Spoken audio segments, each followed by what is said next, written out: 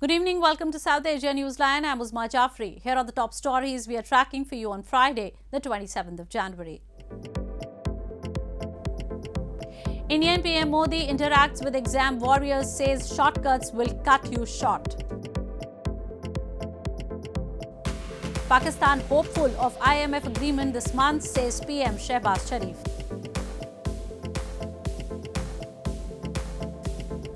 And families in Afghanistan struggle to keep warm as cold weather kills over 160.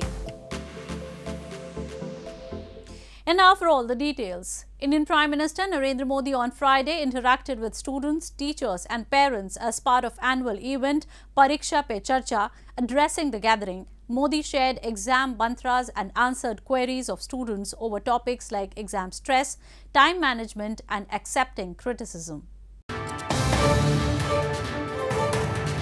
Indian Prime Minister Narendra Modi interacted with students, teachers and parents on Friday as part of annual Pariksha Pe Charcha event in Indian capital New Delhi, sharing his tips on handling exam stress and other issues. Responding to questions raised on exam malpractice, the PM pointed out the negative change in the morals where a student takes pride in fooling the supervisor while cheating in an exam. Terming the practice as a dangerous trend, he said life cannot be successful with cheating.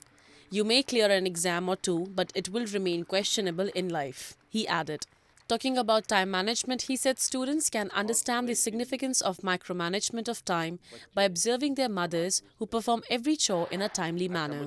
कि आपकी मेहनत आपकी जिंदगी में रंग लाएगी। हो सकता है कोई ऐसा ही फालतू 2-4 मार्क्स आपसे ऊपर ले जाएगा, लेकिन वो कभी भी आपकी जिंदगी की रुकावट नहीं बन पाएगा। आपके भीतर की जो ताकत है, आपके भीतर की जो ताकत है, वही ताकत आपको आगे ले जाएगी। Students said the Prime Minister addressing the issue of exam stress is a very big thing for them. They said, though the questions were very generic, he gave answers with specific examples which will help them.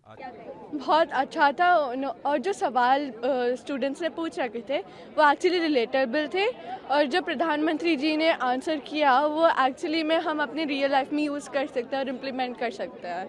The annual event Pariksha Pe Charcha has been held every year since 2018, where the Prime Minister interacts with students, parents and teachers from across the country. Moving on. India has sent a notice to Pakistan calling for an amendment of the Indus Waters Treaty, even as the dispute resolution mechanism of the treaty remains in a logjam for 5 years. India has blamed Pakistan of intransigence on the treaty's implementation, media reports suggested. India and Pakistan signed the Indus Waters Treaty in 1960 with the World Bank as a signatory of the pact. The treaty sets out a mechanism for cooperation and information exchange regarding the use of waters of a number of rivers. Pakistan had in 2015 sought the appointment of a neutral expert to its technical objections to Indian hydroelectric projects. The very next year, Islamabad retracted the request and sought a court of arbitration to adjudicate its objections. This unilateral action was in contravention of the graded mechanism of dispute settlement. The initiation of two simultaneous processes on the same issue essentially creates a legal issue. In news from Pakistan, Pakistan's Prime Minister Shehbaz Sharif on Friday said he is hopeful about the agreement on the 9th review with the IMF by the end of January. With soaring inflation and foreign reserves barely sufficient to cover 3 weeks of imports, the South Asian nation is in dire need of external financing. Pakistan's Prime Minister Shehbaz Sharif on Friday said he is hopeful of his country striking an agreement over the 9th review of International Monetary Fund's bailout program, which has remained stalled. Sharif at an event in Islamabad questioned how long can Pakistan rely on others to run its matters. The journey is difficult but not impossible, he added. The Premier said that considering the dire situation of the foreign exchange reserves, the government has developed a list including food and medical items that need to be imported based on their necessity. इंशाल्लाह IMF से इसी महीने में इंशाअल्लाह मुझे पूरी उम्मीद है कि मुआहदा हो जाएगा और ये मुश्किलात से हम बाहर निकल आएंगे। फिर मल्टीलेटरल और बायलेटरल भी जो इदारे हैं वो हमारे साथ चलेंगे। This comes as IMF's resident representative in Pakistan, Esther Perez Royce, on Thursday said an IMF delegation will be in the country from January 31st to February 9th. The announcement came after US Ambassador to Pakistan, Donald Blum, called on PM Sharif, with the latter thanking US for supporting Pakistan's post-flood reconstruction and rehabilitation efforts. The IMF and Pakistan signed a $6 billion bailout in 2019 that was topped up with another $1.1 billion last year. However, the release of fund has remained deferred for final approval since September 2022. With interest rates already at 17%, inflation hitting 24.5% in December, and foreign reserves barely sufficient to cover 3 weeks of imports, the South Asian nation is in dire need of external financing. More on news from Pakistan.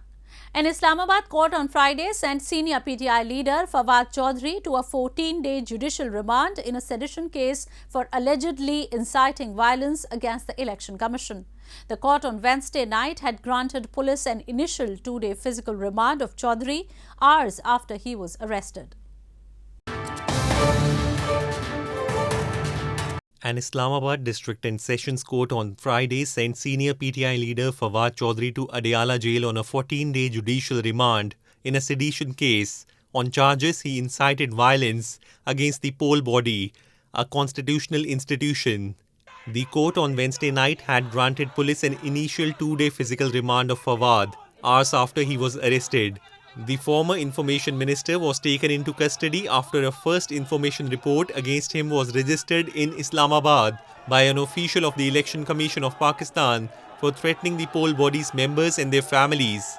The ECP lawyer said the poll body's employees were told that they do the work of a clerk and were threatened that PTI supporters will reach their homes. At this, Fawad's counsel, Babar Awan, accused the Election Commission of colluding with the government against PTI. Separately, a bail application was also filed by Fawad on Friday, which was adjourned till Saturday. Moving on, activist Hakeem Baloch has raised concern over the growing footprints of China in the Balochistan region and said the China-Pakistan economic corridor has been a disaster for the indigenous people, contrary to claims of its being a game changer. He blamed China as equally responsible in subjugation of Baloch people along with Pakistan.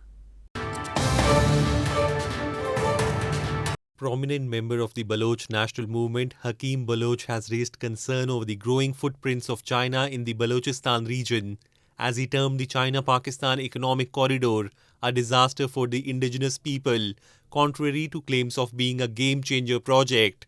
The activist said pro-independence parties have since day one highlighted the so-called developmental projects are there to subjugate people of Balochistan. There has been a growing resistance as sea remains a major source of livelihood for locals, but it is being snatched from them due to presence of Chinese trawlers involved in illegal fishing, which are plundering the region's natural resources. Sea is the only mean of income in Gwadar, Balochistan, but they are forced to not to go to the sea because of the China-Pakistan economic corridor, and because of that the port, and because of the presence of the Chinese in that region.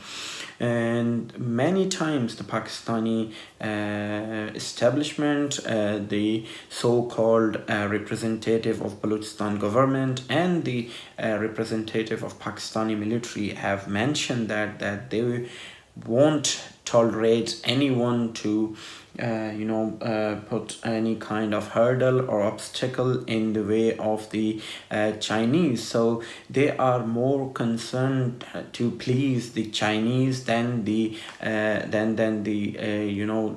livelihood of the locals. Activists have long blamed the multi-billion-dollar project has only brought death and destruction for the indigenous people instead of economic opportunities, as Pakistani forces operate with impunity in the region to ensure safe passage to Beijing.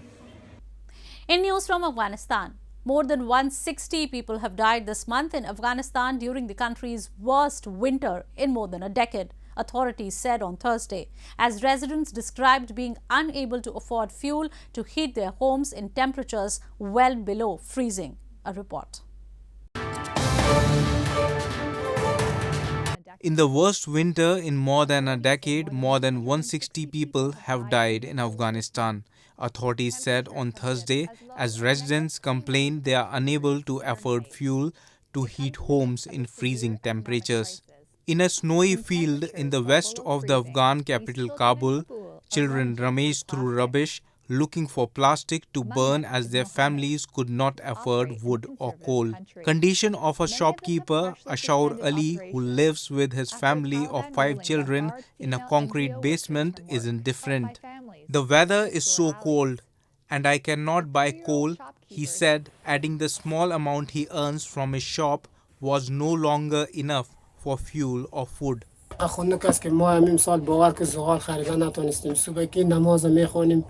میریم همینجا یک ذره سوختگی جمع کنیم میاریم یعنی دمی وضعیت رسیم یعنی مایالان بیچاره گوشنه توشنه یک راگه یک بوجی ورده پیدا کنیم پیسهش را باور ده یک هفته نمیچلانه. The coldest winter in 15 years, which has seen temperatures dip as low as minus 34 degrees Celsius, has hit Afghanistan in the middle of a severe economic crisis. یه حالت سیکو تا صبح این اولاد خودم کتم پرده نمیشه این اولاد که هیچ پرده نمیشه تا صبح چیخ میزنه که مار یخ زد دیده شد دوته شد همه مریض شدن. UN aid chief Martin Griffiths, who recently visited Kabul, also noted that 6 million people were knocking on famine's door during the winter.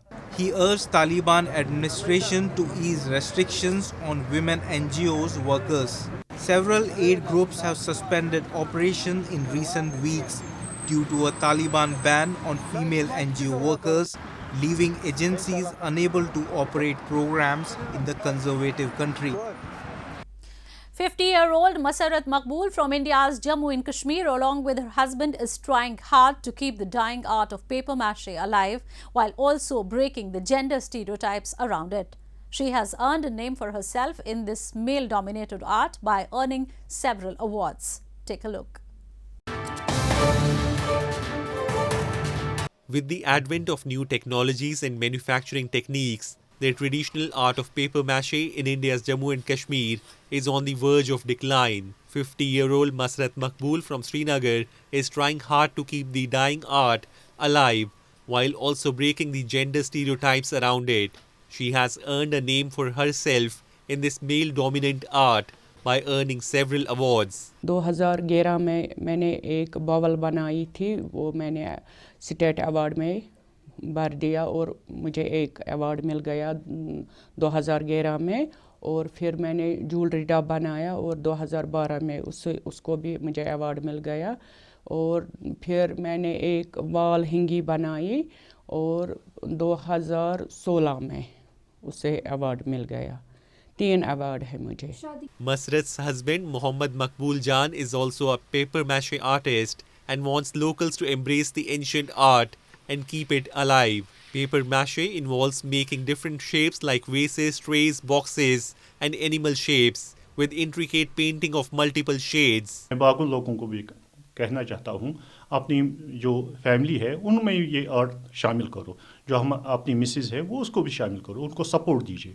जो जिस तरीके से हम घर के support कर रहे हैं उस तरीके से हम हुनर के उसके थ्रू उनको सपोर्ट करेंगे. The art of paper-mache was highly favored by Mughal emperors of 15th and 16th century. The unique craft involves the use of paper pulp over molds, which is then dried, polished, and finally painted to create artifacts of lifelike images of kingfishers, maple leaves, and other motifs. Well, that's all we have for you from South Asia this evening. Now our viewers can watch the show on SouthAsiaNewsline.com. You can also visit us on Facebook.com/SAsiaNewsline and follow us on Twitter @SAsiaNewsline. That's all in tonight's edition. We will see you same time next week. Have a great weekend. Good night.